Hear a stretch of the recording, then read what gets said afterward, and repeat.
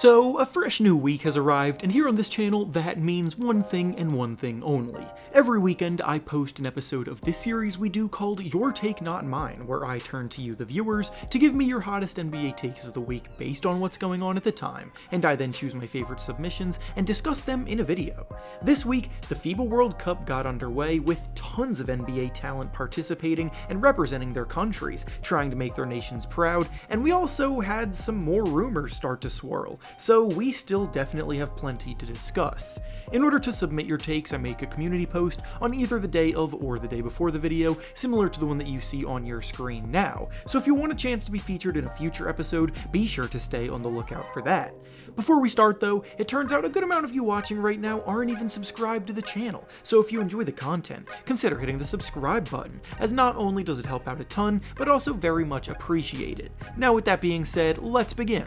The first take we'll be discussing today comes to us from Jack, and he says that Giannis Antetokounmpo's time in Milwaukee is approaching its end because they won't be able to compete at the highest level anymore, and he's already hinting at his departure. So, in case you missed it, Giannis recently did an interview with the New York Times, and in it, he dropped a bit of a bombshell of a quote. He said, when asked if he's planning on signing an extension with the Bucks, and I quote, "Next summer, it would make more sense for both parties. Even then, I don't know. I would not be the best version of myself if I don't know that everybody's on the same page, everybody's going for a championship, everybody's going to sacrifice time away from their family like I do, and if I don't feel that, I'm not signing."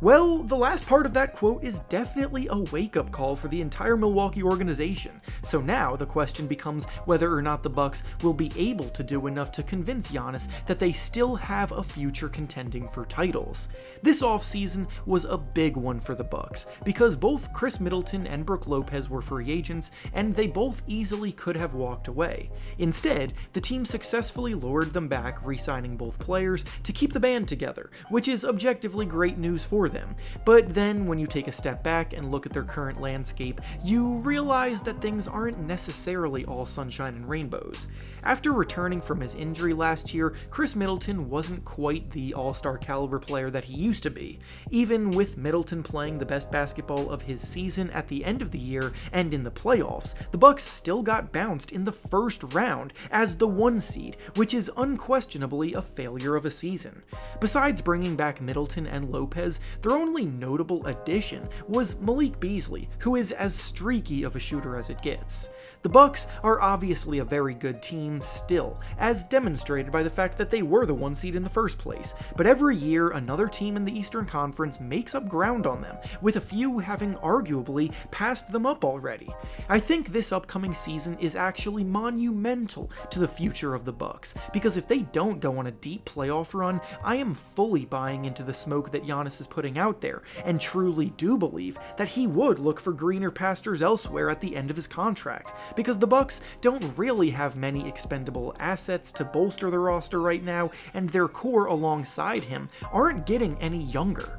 The next take we'll be discussing today comes to us from Ryan, and he says that the Mavericks are going to implode this season because of similar chemistry issues that plagued the Nets. This is basically a more structured way of saying that he does not trust any team that Kyrie Irving is on moving forward, and I do understand the concern based on how previous situations have ended between teams and Irving, but allow me to say why I disagree with his take and actually do have a lot of confidence in a Mavericks bounce-back season. The Mavericks last season were a top 4 team in the Western Conference standings when the trade deadline arrived, and they made the move to acquire Kyrie, so the fact that they then fell all the way out of the playoff picture makes it very easy for people to point the fingers at Kyrie being the issue. My issue with this line of thinking is that the Mavericks were not a good defensive team at all even before the trade, and then in order to acquire Kyrie Irving, they traded away their best defender in Dorian Finney-Smith, making their defense even worse after the trade. Luka Doncic can single-handedly lead a top-ranked offense, so adding Irving was more so a way to lighten his workload, so they wouldn't have to rely on Doncic to do everything, but in doing so, they destroyed their defense even more because the team's front court was dreadful last year, especially after the trade. This offseason, the Mavericks have tackled this exact point. Grant Williams was a very good addition for their front court as a highly impactful defender who also shoots 40% from 3. Derrick Jones is another underrated addition who has earned minutes on teams throughout his career because of his ability to defend hard. They drafted Derek Lively from Duke, who has shown tantalizing shot blocking potential inside, and you can even factor in addition by subtraction, as they got rid of players like Christian Wood and Davis Bertans, who are horrific on defense, which means more minutes available for young rising wing player Josh Green. With a whole offseason and training camp to gel together as well, I think the partnership of Doncic and Irving can be incredibly tough to stop,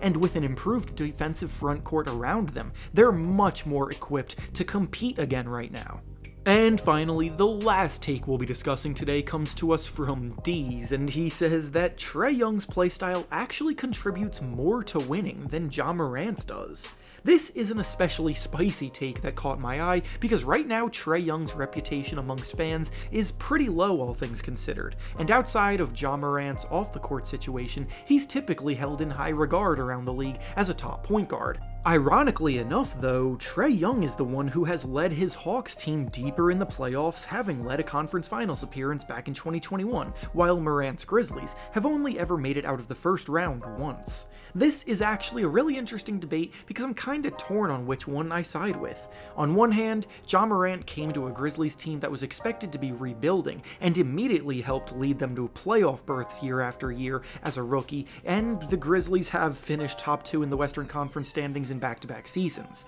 On the other hand, when you dive deeper into the Grizzlies' impact metrics, you see that the Grizzlies still perform at a pretty similar level without Morant and have a winning record in games that Morant has missed. For Trae Young, on one hand, Young has already shown he can lead a team on a deep playoff run, and his individual production on paper does slightly surpass Morant's, but on the other hand, his style of play has been labeled very selfish. He's one of the worst defenders in the entire NBA. He's had several teammates complain about their involvement in the offense with him dominating the ball too much, and his coaches seem to butt heads with him pretty often. When Trae heats up, he can absolutely take over a game at any moment, but at the end of the day, I do think I'm going to side with Morant moving forward, who plays a more complete game and doesn't need to dominate the ball as much as Young does, which in turn makes his teammates trust him more. And with that being said, that's all I have for you today. Make sure to like the video, subscribe to the channel, and comment down below what you think about the takes we discussed. Thanks for watching, and I'll see you all next time.